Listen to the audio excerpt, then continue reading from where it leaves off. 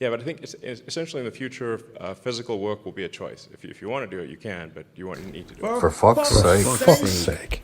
Well, that was Elon Musk launching his Tesla bot. And if you happen to have caught the actual presentation, which you can search for on the usual places, you will see an eyebrow raiser with the not robot dressed up like whatever he's planning on shipping someday, sort of like a Cybertruck or a Tesla, whatever they call the commercial trucking vehicle. If they ever ship it, perhaps it will look very cool, but whether it will dance to Charleston, as a matter of course, is a question. But anyway, it was quite a presentation. But it does sort of fit back into what we've been talking about in the work topic. I could call it the future of work, but it's really, the future is now. The future has become rooted in the present, if we want to quote Merlin from Excalibur. So welcome to the FFS Talk podcast. For today is the 28th of August, 2021.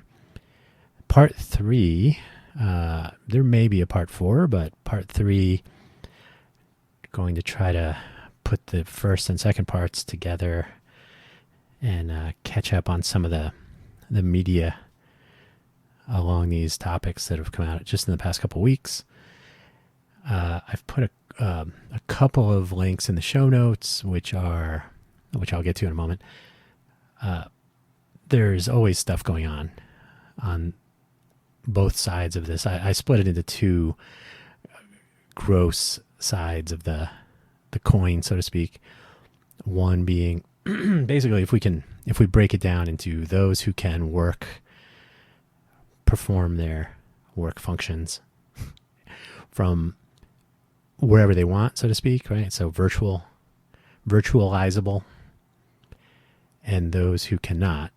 So if we very grossly separate work types or work classes, I guess, class in the sort of programmer point of view, not caste systems. So if we say that there are jobs that can be performed, these are mostly knowledge work, but certainly there is some skilled labor. You can operate a home business. Maybe you bake cookies. That was a business from my childhood. But there are certainly very talented people who, if you're able to, according to your local regulations for health departments, inspections, and all that, you could perform your small business job function in your home, even though you're doing something similar to what would happen in a restaurant or a commercial kitchen. So in that case, you could conceivably pick up your business and move it as you see fit, based on whatever the regulations are. Certainly anything from creative writing to artwork to, there's and then the normal stuff, maybe you want to do an accounting type business and you do people's books, or you prepare taxes, or you could be a programmer like I am sometimes. You could be a podcaster like I am sometimes. You could be a streamer. You could be a content creator of some sort. You can be anything you want, as your parents probably told you when you were young. And then there are positions where you need to go to the workplace. And that's also true in technology. If you are a scientific researcher, if you are working on cures for viruses, maybe you've read about one or two of them in the news lately, you pretty much have to go to a laboratory, sometimes a BL4 facility. So there are still so-called knowledge work roles that are not remotable. If you're working on computer technology hardware, if you're working on space travel, there's an entire list of things. So it's not a cut and dried, because often the focus, and I mentioned this in part 1 of the 3 so far, on work episode on part 1, the knowledge workers are often the subject of managerial and organizational theories that take the form of books and presentations on new, flat, or different ways of organizing structure, right? Flat managerial structures, or different types of hierarchies, or different distributions of responsibility and oversight on it. Those are often aimed at so-called knowledge workers, but you can also apply something similar to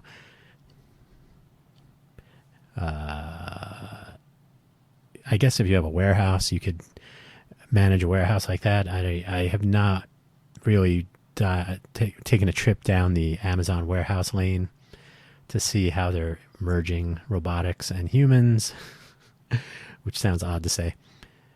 But does the interaction of robots and humans in that type of environment require some new managerial thinking? I would hope so. And then how will that bleed over into how automation, whether it's robotic or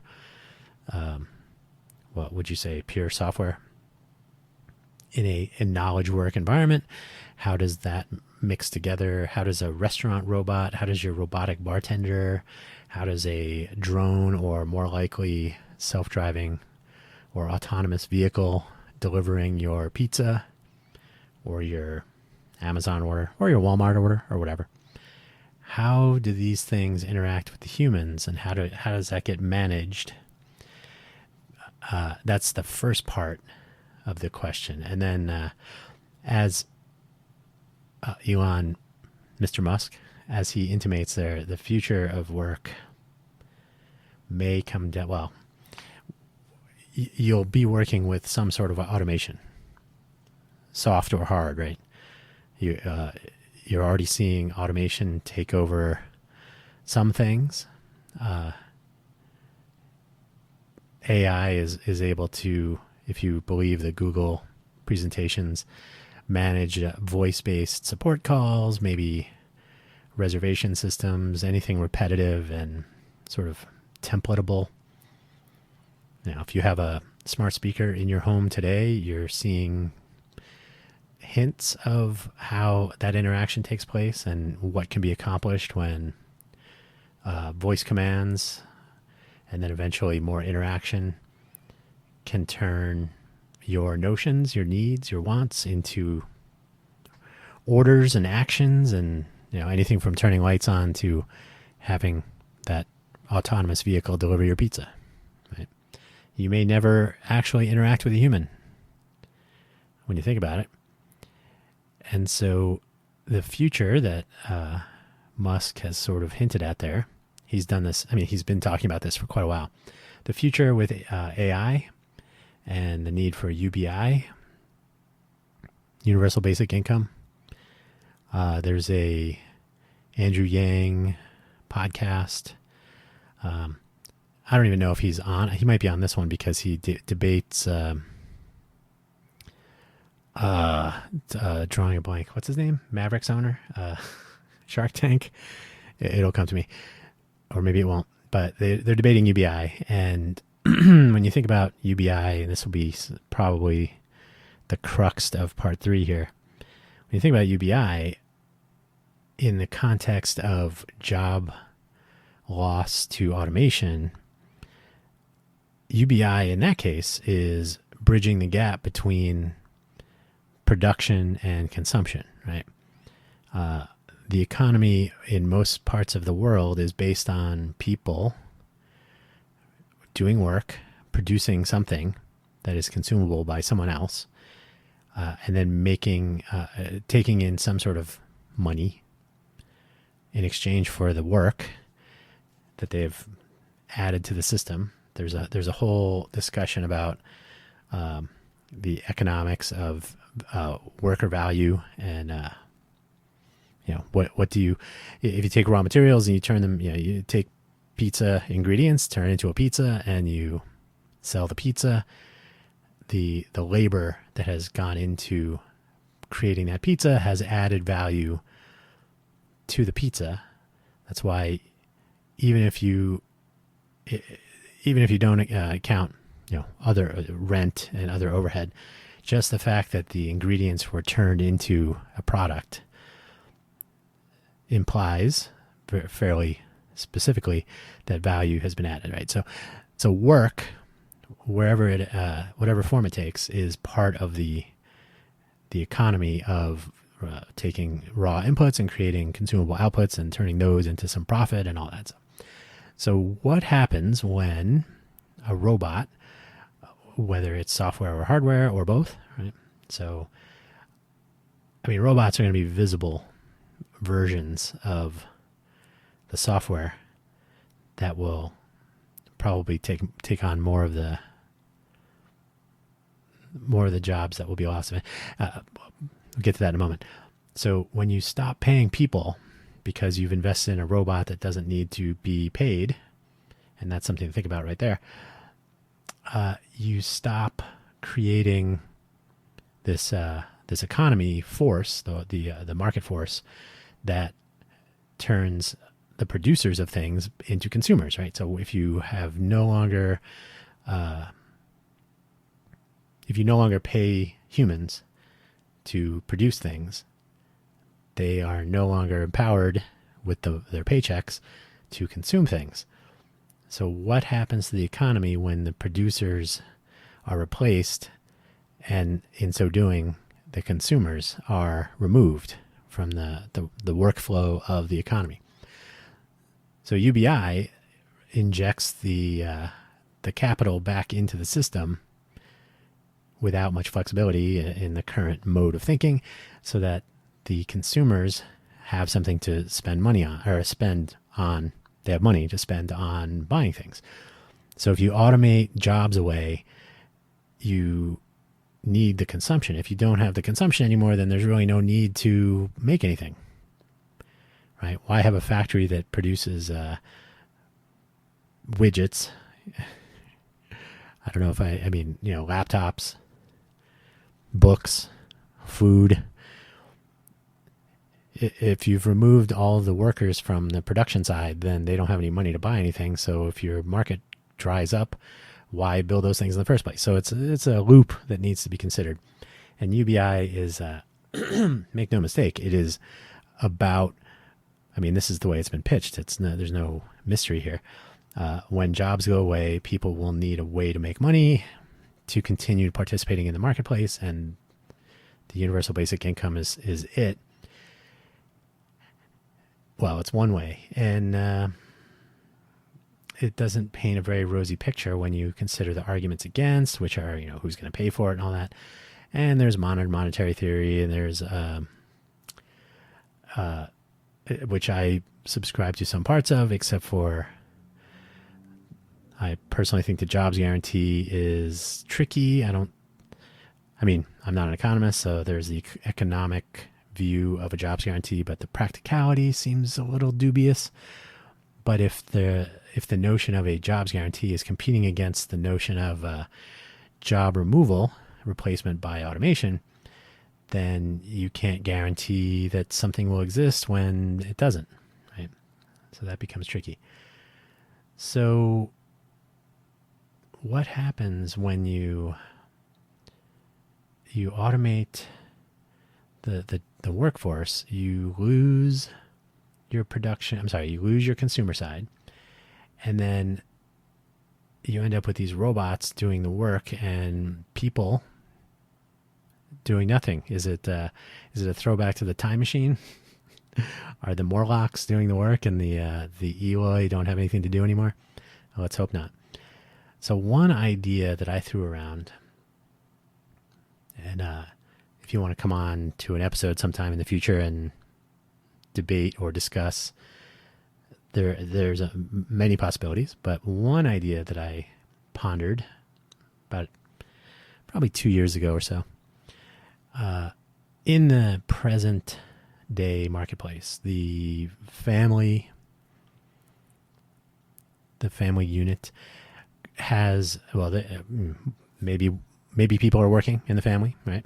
Your you're going off to work, you're doing your whatever at home, and if there are children, offspring, they eventually, perhaps there's a hope that they will attend a college, or that they will go to a vocational school, or they'll turn a talent into a revenue stream, right? Sports, music, whatever.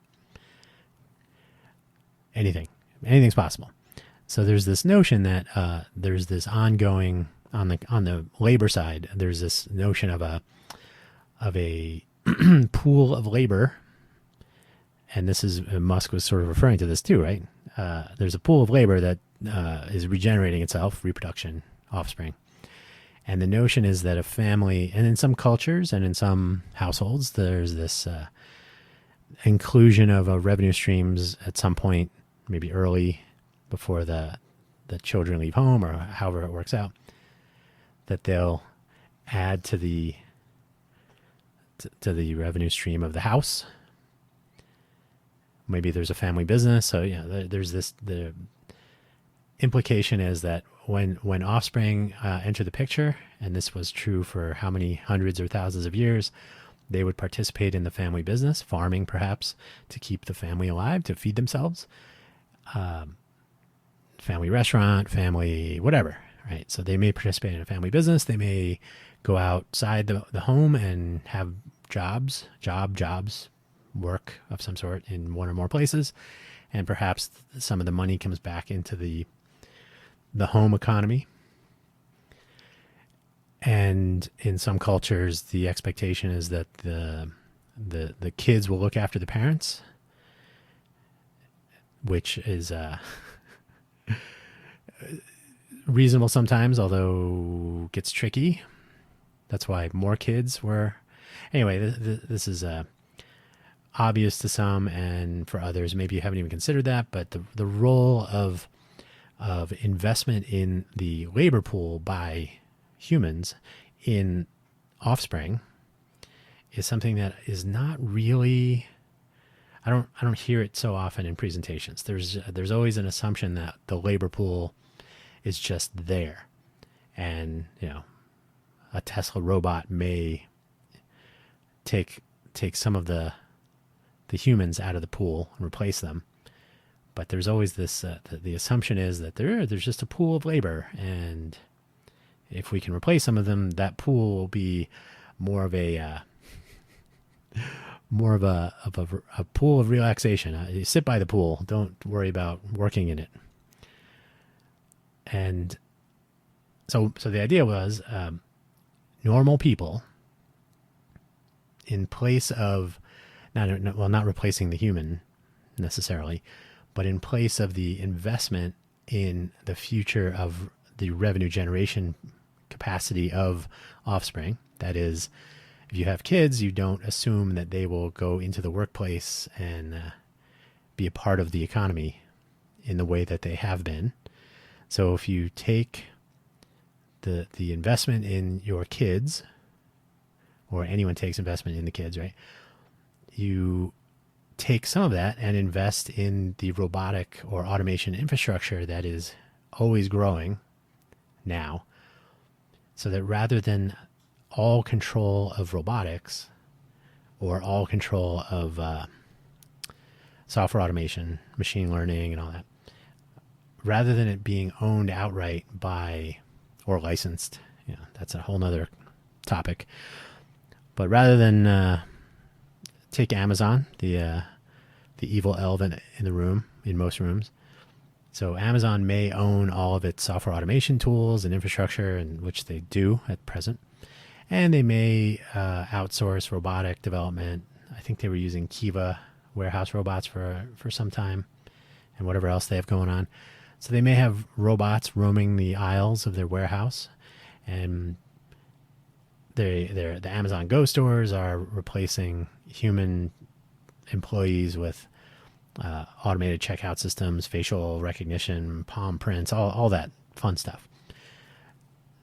So they're consolidating ownership of labor, which does definitely leave people out of the labor pool.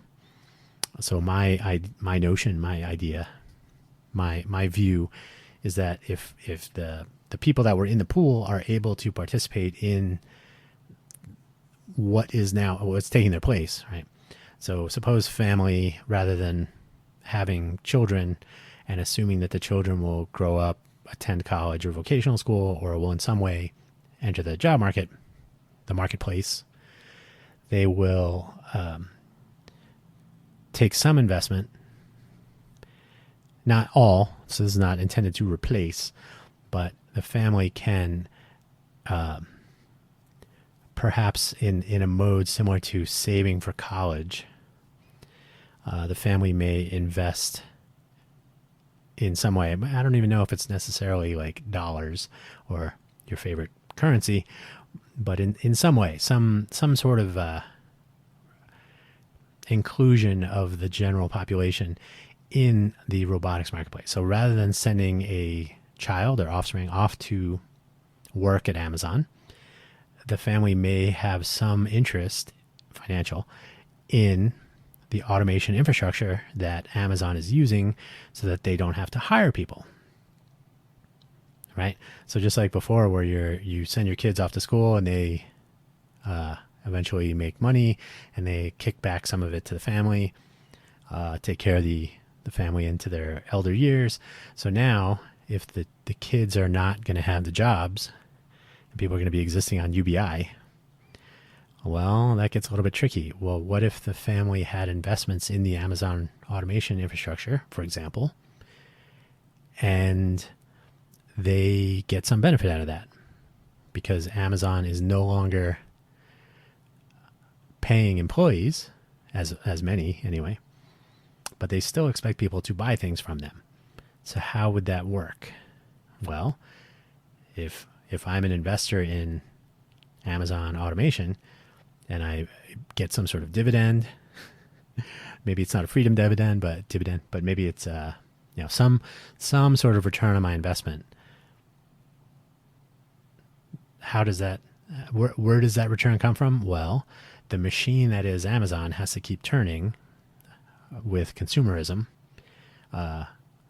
Maybe they'll get into the space tourism industry. I don't know, but certainly the machine has to keep turning, and if it keeps turning, then part of what comes out of it should be dividends.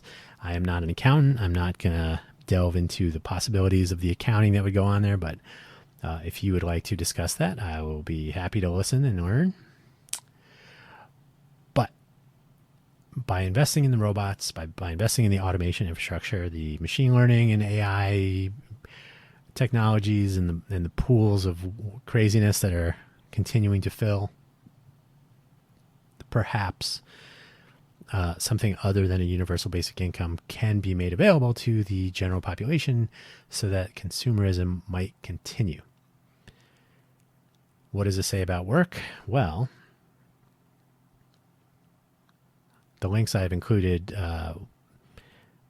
and this is just a very small sampling, you can spend all day reading about the variety of things that are happening. The work from home notion in the days of pandemic isolation. Some companies are kind of walking some of that back. Google recently, for example, published a calculator of some sort that you can figure out, if I go to work in a Google facility, I will make this much, and if I work from home, I will make this much less. To me, this is a weird backpedal. Not surprising, I suppose, but it's a little curious.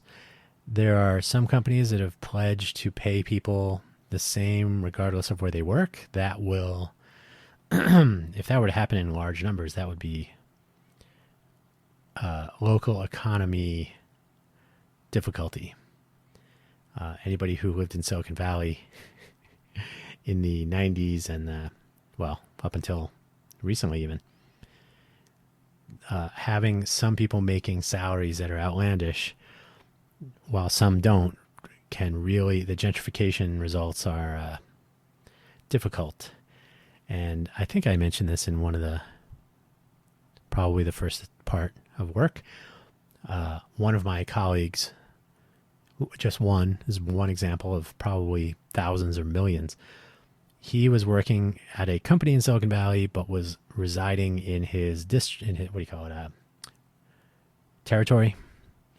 He was a educational sales technology company.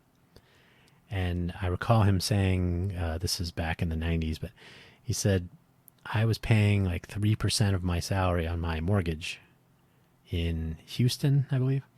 So if you are able, this was a long time ago, obviously, but if you're able to have a salary in a high cost of living area, but apply that to a low cost of living area, you can really throw off some of the, I mean, you have an advantage, but if that happens in any sizable number to affect the economy, you can really end up with some lopsidedness. Or it may elevate the, it might impact the cost of living in some regions if there are sizable numbers of people moving, and that question may come up with Austin, for one example. In recent months, people have chosen to move from California to Austin in Texas, or somewhere in the general area of Austin, which is already causing housing prices to increase and may have other effects. And as that happens, the question is, how do you, what do you do with the other workers who are not making Silicon Valley or similar wages? And this happened in Silicon Valley, so it could happen elsewhere. So how to pay people that are remote. If you'll recall in part one, I suggested that one possibility for remote work is, and this would benefit the worker, I think, in the long term. The short term, it might be rocky. But if more remote workers were treated as independent contractors or external, if you are looking to be a remote worker, if you form your own company of some sort, which I've done, for example, my home office, my resources available to me here are what they are. If I take on a project for some client company, I am able to do the work from here, from wherever, right? In America, the IRS has I think it's 20 questions to determine if you are an employee of a company. So if you can move away from being an employee, you are able to operate your company and your output for a client in such a way as you retain control of where you do that work and so on. And the company still gets the output. They still get the productivity. They still get the benefit of having someone doing this work. At some point, some of that work will be replaced, either some or all will be replaced by some form of artificial intelligence or automation. Not everything has to be AI, so but some form of automation, and perhaps the list of clients will diminish, or perhaps there will be more value in some types of projects that are done by humans. Who knows? That's the great unknown on the horizon. But if you are able to operate your own entity, then you are no longer beholden to company to dictate, to provide you with pay, but in exchange for them dictating the terms of engagement, including which cubicle you sit in which building at whatever risk. So that's one thing. And so I have a link in the notes there about the dramatic realization that some people, by working from home, were able to take on 2 jobs, or maybe more. But, if I only have to be in a Zoom meeting during this time, and then I can be in another Zoom meeting for a different company for this other time, and if they're able to meet their meet expectations, their responsibilities, what is preventing someone from having 2 jobs? Surely there will be conflict of interest if you have one job for Intel and one for AMD, for example. But assuming, which is totally and completely acceptable in the independent contractor world, you have an NDA in place, you have some sort of clean room approach in the case where there is a direct conflict. But in general, you agree that one of my clients is Intel and the other client is McDonald's, right? So two separate industries, and I'm doing bookkeeping, or I'm doing something, whatever you're actually doing. So employees of companies doing this, and not surprising. And the first inkling might be, well, how are you, that's like 80 hours a week of work.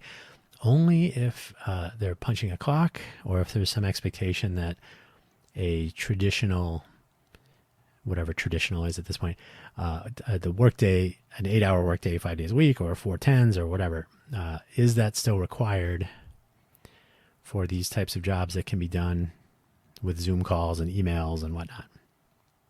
Probably not.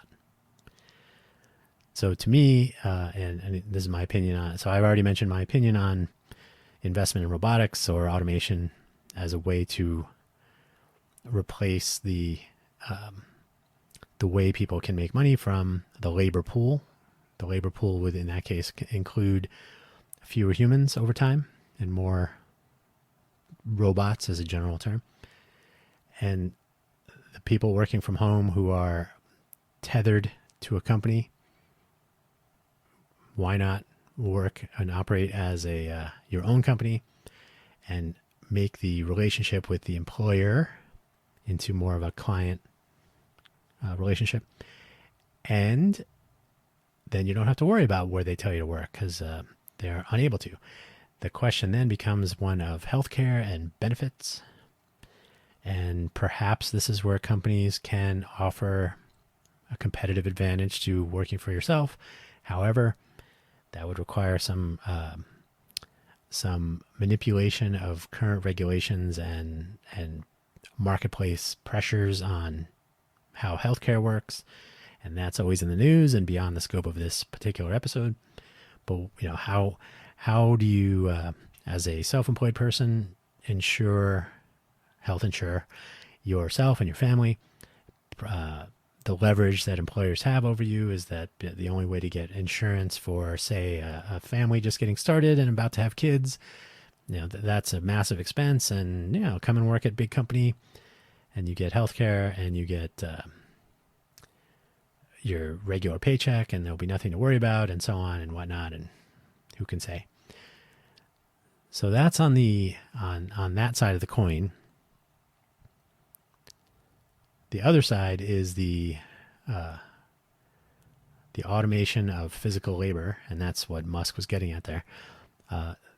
The non-scary robot model that he is pitching there is certainly interesting, but there's no reason that, what does he say, 5 miles per hour, the capacity to carry 45 pounds, which is about 22 kilograms.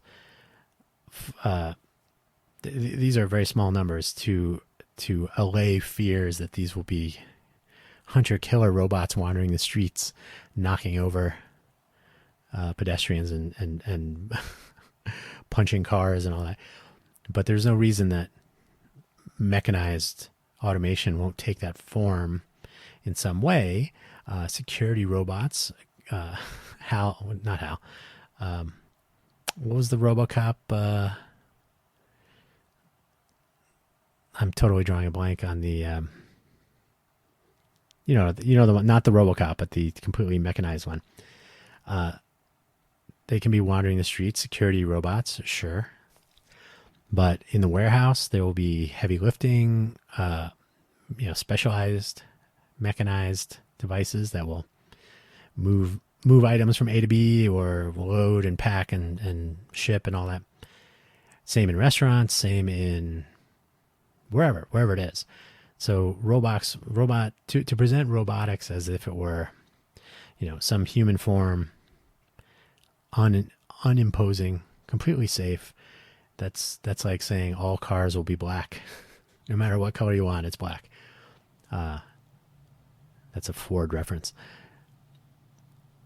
So yeah, variety will certainly enter the picture, enter the marketplace of robotics, which everyone should be invested in my plan. But so the future is now in terms of automation on that on-site labor market. Many will blame the extension of unemployment benefits and the shift in pay and expectations of pay, the quotes will often be along the lines of people can earn more staying at home than taking jobs, so why bother working? When you think about wage stagnation in certain markets, the service industry, and we've already had a previous episode about tipping, gratuities, as a part of the wages of so many people. But if you just look at the wage expectations on the employee side and the business model requirements on the employer side in the service industry, there's a gap. And so if wages have stagnated since the 70s, depending on perhaps on how you choose to consume the numbers and the stats, but essentially people being paid hourly are not being paid on any sort of a trend pre-70s, certainly pre-80s. They're not the pay growth has slowed dramatically, hourly wages and whatnot. So the injection of unemployment benefit capital into that job market while people were forced to stay at home, right? So the goal was to put the service industry, restaurants, bars, retail, put them on life support while everybody was on lockdown and trying to isolate and save the population, which is probably a justifiable reason to have government involved like that. So if that was achieved, and people have grown accustomed to having some sort of a living wage, why on earth would they want proactively to re-enter a labor market that does not pay a living wage, which has been true for so many years, right? So once you have experienced a living wage, it's tricky to go back. And so to view it as I make more than I would if I go back to working is it's a skewed viewpoint in the larger context of wage growth over decades, inflation, cost of living, regional. I think it's a little bit more of a complicated discussion to be had, but in general, as cost increases, right? So if I have a restaurant and my business model requires that I pay my employees the bare minimum or perhaps below it, and that their wages be made up with some sort of tips, gratuities, or other under the table, so to speak, well, if I am now unable to hire employees because I cannot meet the expectations of the labor market, my choices become, well, certainly different. And so I have a link in there about restaurants are now moving to automation. And this is sort of like when,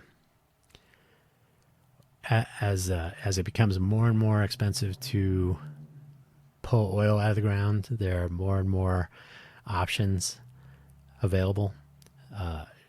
Was it shale oil? No, sand. Was it sand? Oil sands. In Canada, they have they're able to extract petroleum from sand. Obviously, not beach sand, but processes and resources that are priced beyond reach in some circumstances become more reasonable as cost increases and whatnot. So in this case, robots can take the place of some restaurant workers. Will that work in the long term? Will the ambiance of a restaurant or bar continue to draw customers if the people are replaced with automation, with robots, with a glorified drink vending machine behind the bar, with Robbie the robot coming up and spilling a drink on you at your table? So the question is whether the cost savings in automation in restaurants, if it becomes pervasive, will actually have the same effect as shutting down the restaurants because of a lack of employees. Because who wants to sit in a restaurant with robots running around? Why bother? Why bother going to just order out, order in, I guess, really?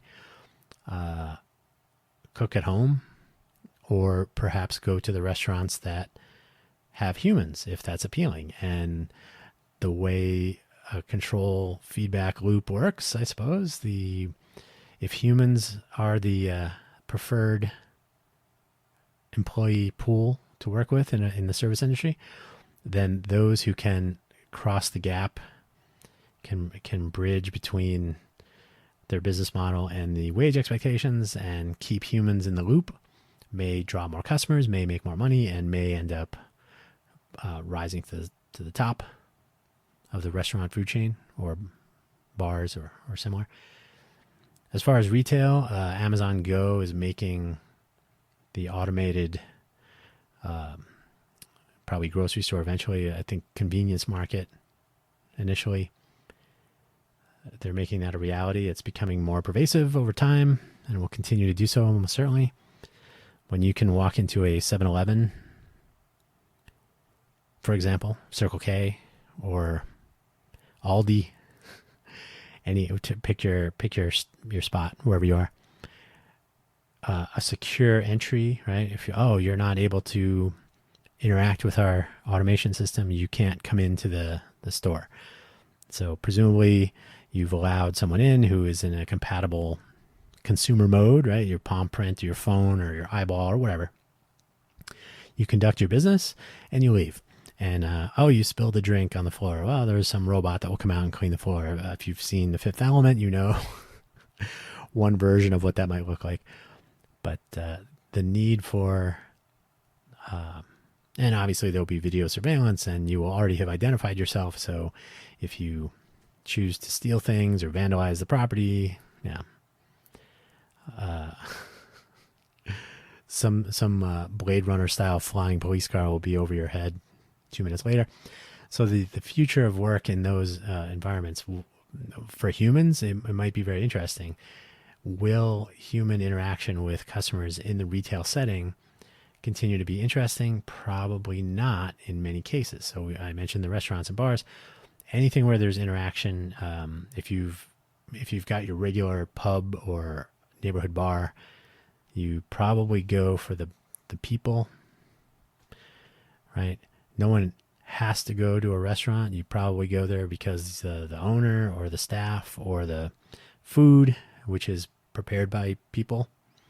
So the chef or who, there are a variety of reasons, but they usually involve a human. So if you remove the human, the impact may be not seen immediately in the small numbers that we have deployed today in 2021. But over time, work in those environments will almost certainly become the difference between specialization and appeal and disappearance. So if I go to McDonald's because I want a Big Mac and some French fries, I may not really be too put off by a robot conducting all of the steps between my order and my snack. But certainly, would I want to go to the Cornish Pasty Company in downtown Las Vegas? I know the owner. Sometimes I know some people working there. So would I go there if it was robotic and an automat? I open up a little vending, what would you call it? Like a little shelf with a door on the front that beeps, and I get to, like a package delivery from Amazon. Those package lockers, right? Like, order number 7, your pasty is ready. I guess that's interesting, but it's not the same sort of business anymore. So, and then the other side of the spectrum of on-site work is science, perhaps something like firefighting or police work. These are the types of jobs that are not. They're certainly skilled. Usually require specialized training, education, and/or training. What will happen to the police officer's role when there's some sort of robotic replacement? The beat cop, so to speak, may become a Boston Dynamics beat patrol dog. If you've seen those, they're a little creepy, but these are all, and then science will continue to be humans for a little while, but in a laboratory, so BL4 biological, no, BSL4, sorry, biological safety level 4, if I recall correctly. A BSL4 lab, let's assume that's correct. BSL4 labs for handling SARS-CoV-2 virus or Ebola or, the really bad stuff, whatever they're making in the labs of the world. I'll let that sink in for a second. So having humans in the mix is part of the reason you need to have, if you've seen in movies, they'll often show their depiction of these labs. They're basically in spacesuits and they got to worry about decontamination and lab leaks. And we'll leave that there for today. But so if there's more automation in a laboratory setting, if you can program your experiments, if you can perform simulations of experiments in software, you remove the human element,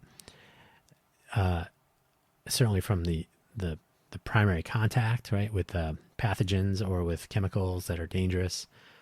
So the more laboratory automation, the more science automation, the more science workflow, as in, so say there's experimental science where you're getting your hands dirty, so to speak, or the theoretical science where you're doing simulation and analysis. These are, as more and more automation takes place, there may be human involvement, but maybe not. Firefighters, same thing. Robots fighting fires, that seems like it would be safer.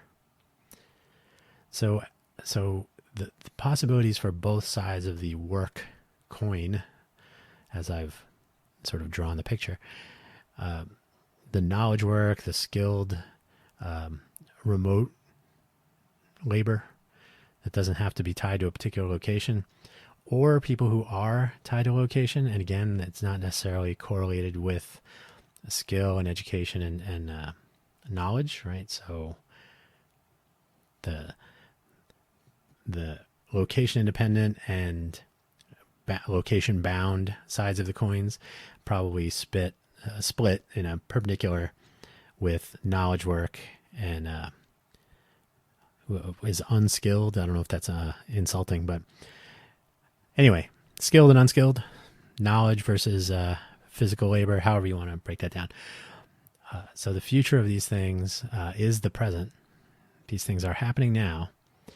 And if there's a continued debate about UBI as jobs begin to fade, as the UBI-ish, the UBI victory that is claimed by some in the form of extended augmented unemployment benefits, as those wane, as I speak today, the Supreme Court has struck down the extension of a eviction moratorium that President Biden had signed off on, I think as an executive order.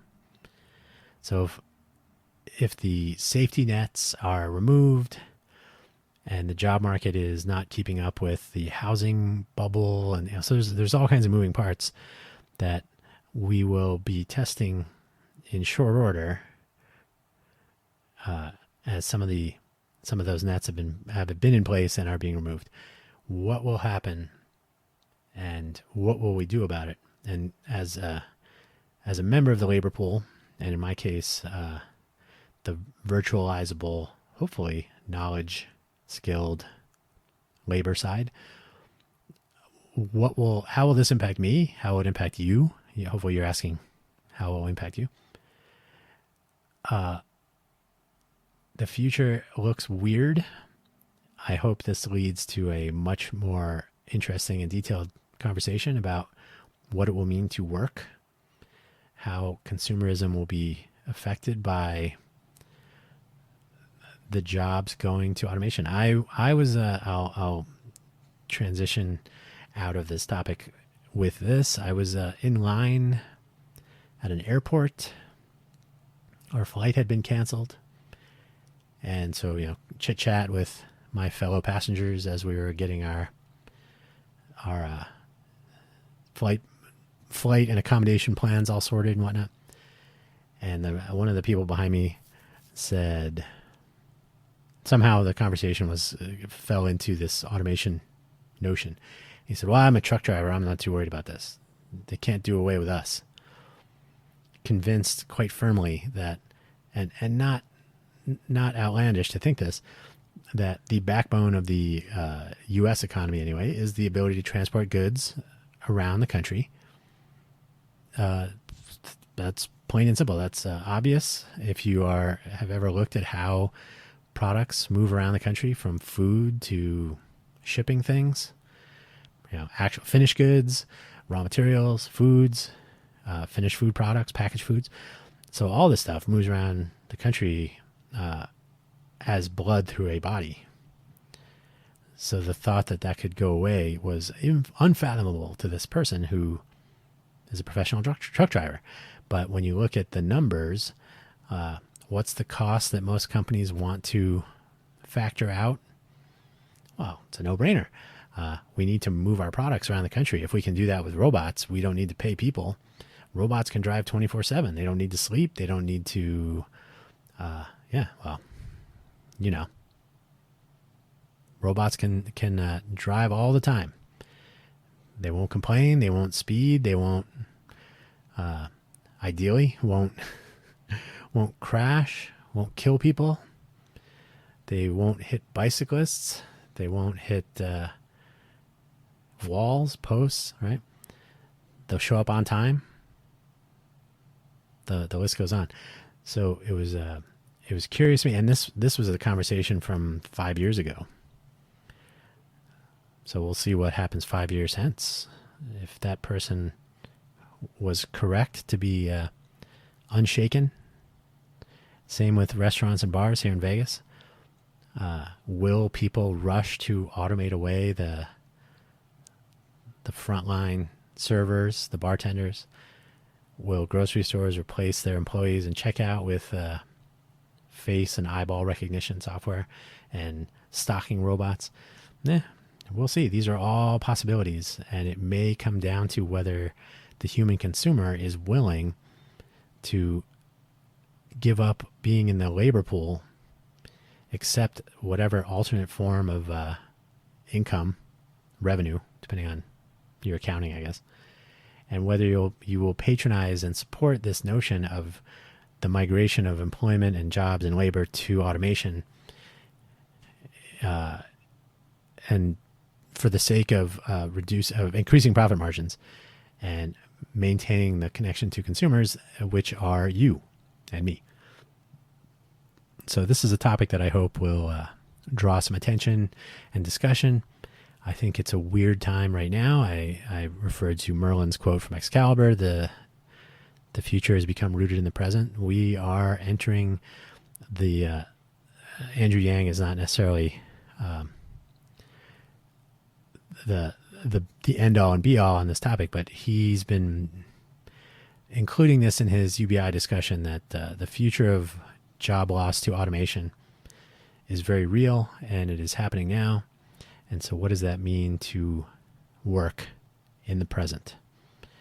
I myself will continue to do what I'm doing and hope for the best. Although you may hear a robotic voice at the other end of your FFS Talk podcast experience someday, who knows? Some show notes at the moment.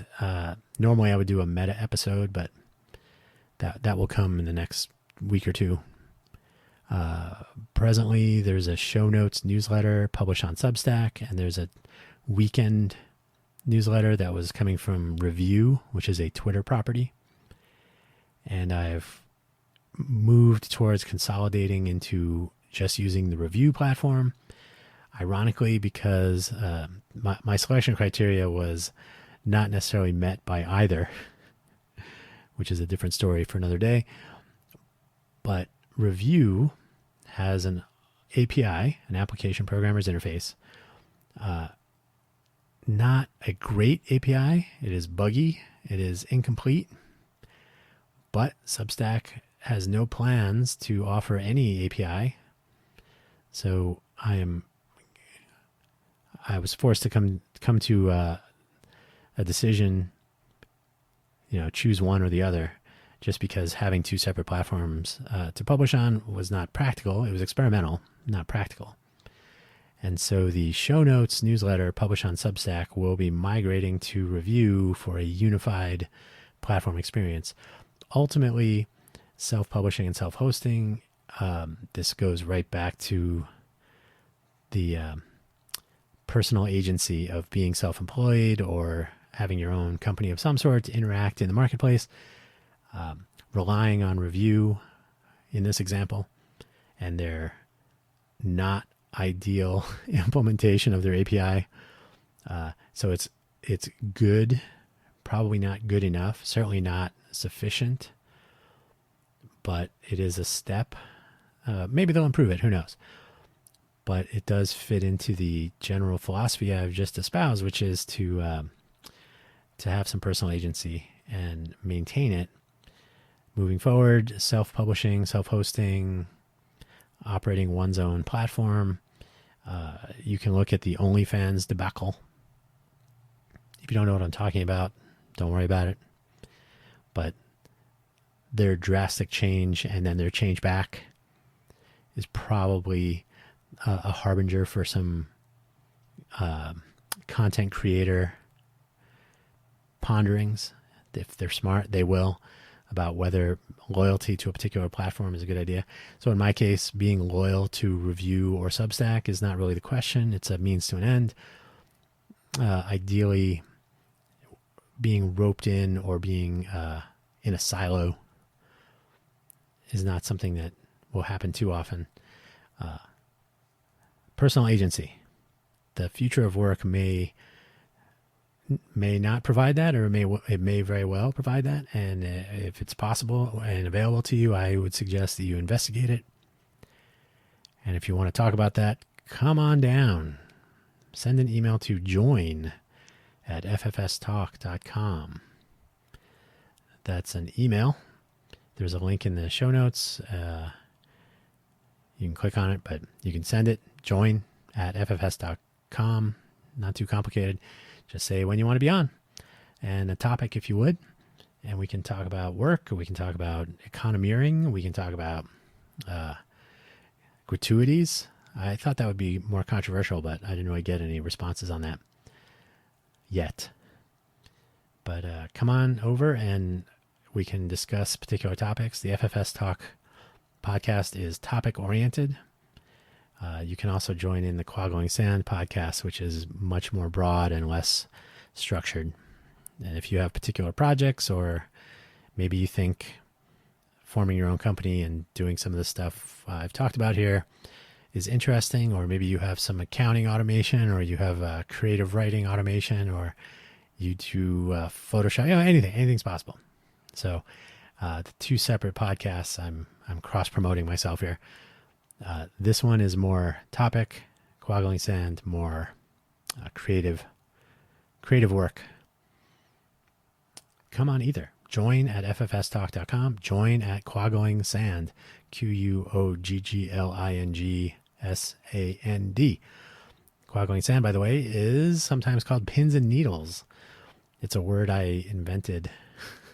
I guess that's a good word. Quaggling Sand is when I was probably kindergarten age or so, 4 or 5. It was the words I used to describe pins and needles, the circulation returning to a limb, or etc., and the tingling sensation one feels from that.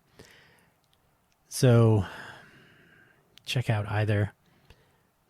Don't forget about buymeacoffee.com. I do maintain an out-of-band profile page there. Out of band means it's not self-published and self-hosted. So it exists outside of my own projects, which is useful for the purposes of vectoring you into my projects. So buymeacoffee.com/Dan Hugo. I need to update the pages there, the profile page, and then post something about the newsletter consolidation. That's happening now. So in the future, after today, after this episode today that I'm recording right now, that you hopefully are listening to shortly after, the show notes will be mentioned at least in the review newsletter. And then self-hosting, self-publishing, those are the words to watch for. And do recall, if you haven't heard this previously, I am personally relocating at the end of September. So there will be some rockiness for a couple of weeks here and there. I'll try to do episodes, but we'll see what fits into the timeline of being remote. And then I will be in the Vegas area again after a gap in second half of October 2021 and resume the normal, not quite regular, but not totally haphazard publishing schedule of the FFS Talk podcast. So please do consider joining as a guest, and I want to know what you think. On that note, thank you so much for listening. Thank you for sharing with your friends, and thank you for considering at least jumping in and having a chat. Take care. Be safe.